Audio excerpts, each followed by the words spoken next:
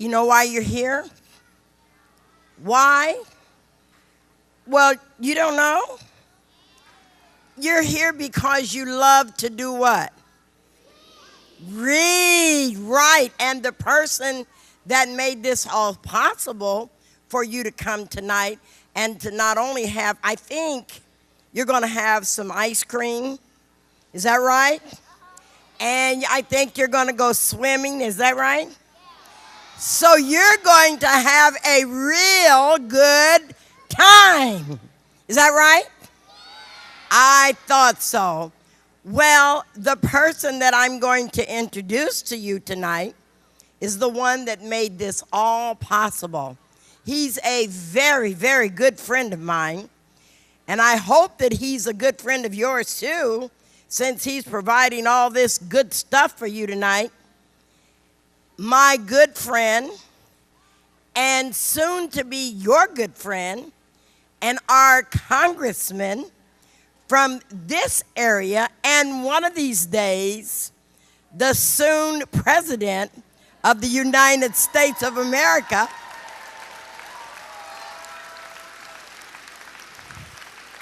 I tell him this all the time. I also tell him that when he goes to the White House, I'm going to. Mr. Aaron Schock. Give him a big hand. Thank you. I think I'm live, yeah. Good afternoon, everybody.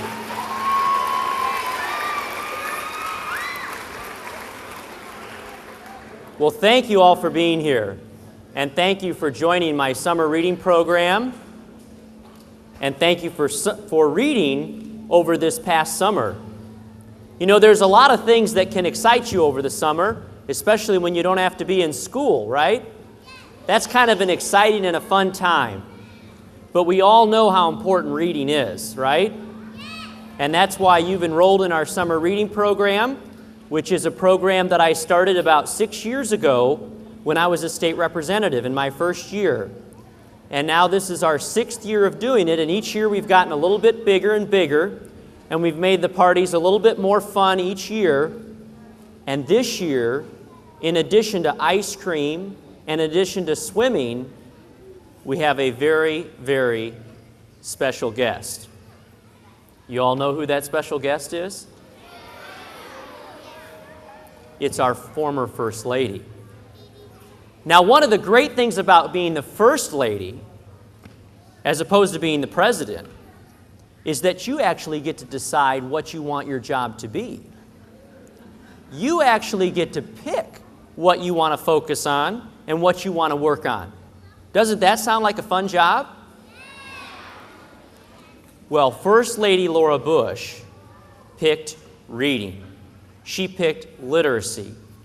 And she not only worked as a teacher and a librarian, but when she became the First Lady of the United States, she continued to talk to young people like you about the importance of education and reading. And she's even written a book with one of her daughters that she's going to come and read to all of you this afternoon.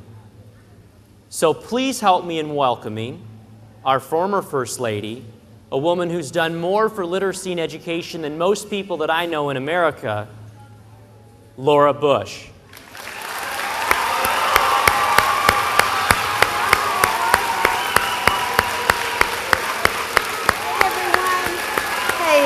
Thank you very, very much. Thank you for being here. Absolutely. Please, absolutely. Hey, everybody. Let's see if my microphone's on. Is it on? I think it should be. Just keep talking. Thanks, everyone. Okay, let's see. Can you hear me? You can? Is the microphone working now? Can you all hear? Okay, good. Well, I'm so excited to be here because my favorite thing to do, besides reading, is meeting young boys and girls. And one of the things I got to do because I was married to the president was visit schools and visit towns all over the United States and even all over the world. I got to go to towns in Africa, in towns in Europe and towns in Asia, and every time I visited a city, I would visit a school and meet young people. And you know what they all had in common? They all liked to read. And so I'm excited to be here with you all because I know that one of the reasons you're here is because you promised to, and you did read 15 books this summer. And you know what happens in the summer when you're not in school? When you're not in school in the summer, and if you don't read any books at all, then you kind of forget how to read. And when you start school again in the fall, you have to practice reading again because you didn't read for 3 months. Because reading takes practice, just like playing basketball. What would you do if you wanted to be a basketball player? Practice, you would shoot hoops, wouldn't you? You'd try your three-pointers. You'd drink your milk and eat good nutrition so you'd be strong. But you have to do the same thing to be a good reader. You have to practice every single day. And you know one thing that I've noticed, there are a lot of things that you might rather do. Do you like to watch TV? Do you like to be on the computer? And you know what? Most TV shows are 30 minutes or an hour. And I wonder, do you read 30 minutes or an hour every day? No? Well, see if you can't read as much as you watch television. Try to read every day for 30 minutes or an hour. And then where do you get your books? Do you have a school library? Yeah, if you go to your school library, your librarian, or if you go to Peoria's public library, your librarian will help you choose books that you'll be interested in, that you can read, and you can practice reading by reading those special books. And if you can read well, then you can do well in every single subject in school. Because then you can read science, and you can read social science, and you can read about our presidents, and you can read about earthquakes, and you can read about all the things that have to do with science that are in your science books as well as your history books. So will you all promise to read? And read more than you can watch TV, than you watch TV. Try to read every day for 30 minutes. If you're going to watch a 30-minute TV show, try to read for 30 minutes. Are you okay? Okay, I'm going to read you a book I wrote. You'd want to hear it? Okay, and maybe, Congressman, you can hold the book for this part to see it, and I'll hold it for this part to see it. This is called Read All About It, and I wrote it. It's really about some fourth graders that I had in my class when I was a teacher. And I wrote it with my daughter, Jenna. Can you see Jenna right here? And she's a teacher. Right now, she teaches reading. So let's read all about it. Read All About It by Laura Bush and Jenna Bush. I'm Tyrone Brown, and I rule the school. I'm a professional student and the class clown. Can you read the name of this school? What is it? Good Day Elementary School, and it's the first day of school. The sign says, "Welcome back." Have you all been to your first day at school so far? Have you all already started? Let me introduce you to my pals. The kid genius in the glasses is Edmund. Jane is the girl with legs like branches. And this is my best friend, Big D. We always keep our class in line. Is their class in line? No. And that's Miss Libro, our homeroom teacher. She's all right, but we don't exactly see eye to eye. Tyrone, what's your favorite book? I told her books are so last year. It's not that I despise books, I just don't prefer them. I like playing freeze tag with my friends and catch with my dad and helping my mom pull those pesky weeds from the yard. And as I told you earlier, I rule the school. I love watching Mr. Lundquist scratch his head in awe when I solve the math problem of the day every day. Miss Toadskin thinks she can gross us out with her science experiments, but I live for that stuff. And of course, I'm the king of the monkey bars. I'm everywhere.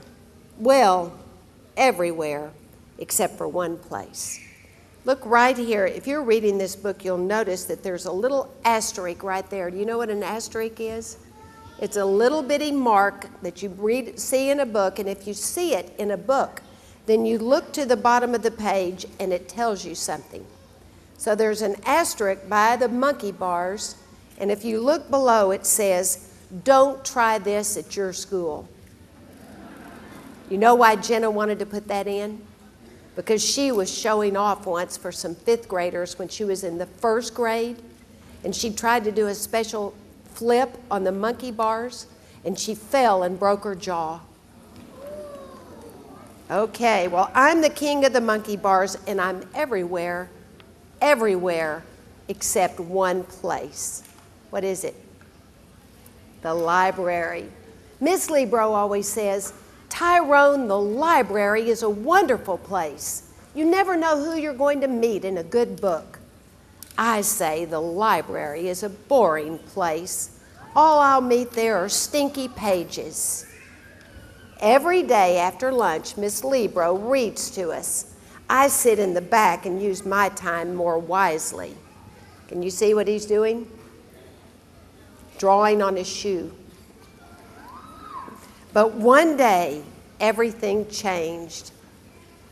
Miss Lebro was reading a book about an astronaut, which gave me the idea to create a spaceship that I sent orbiting into the chalkboard. Tyrone, please save the spaceship for science class. And listen, everyone loves this book, said Miss Lebro. I looked around the class. Miss Lebro was right. No one, not even Jane, had witnessed the launch of Spaceship Tyrone. So I listened, and the strangest thing happened. I actually liked Story Hour, and then my whole world turned upside down. On Halloween, Miss Lebro was reading us a spooky tale about a ghost named Jasper, when Jasper, a real ghost, appeared and said, "Boo!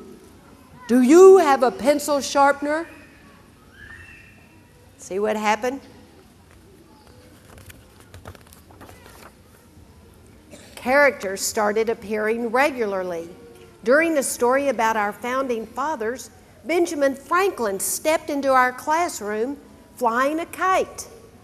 "Hey class, call me Benji." On Valentine's Day, Miss Lebro read us a fairy tale. Just as the prince was about to save the princess, a fire-breathing dragon flew into the room. Does Miss Lebro see it? Does she? No. In the spring, Miss Lebro began reading from a chapter book about a pig. She had barely finished the first page when a pudgy pig sat down next to me on the reading carpet. At first, we didn't want him in our classroom.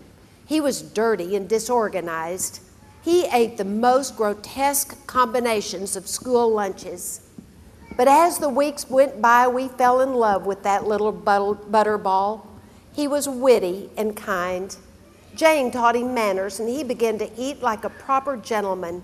And he took over my role as class clown. His jokes were hilarious. What does a family of pigs do at an all-you-can-eat buffet?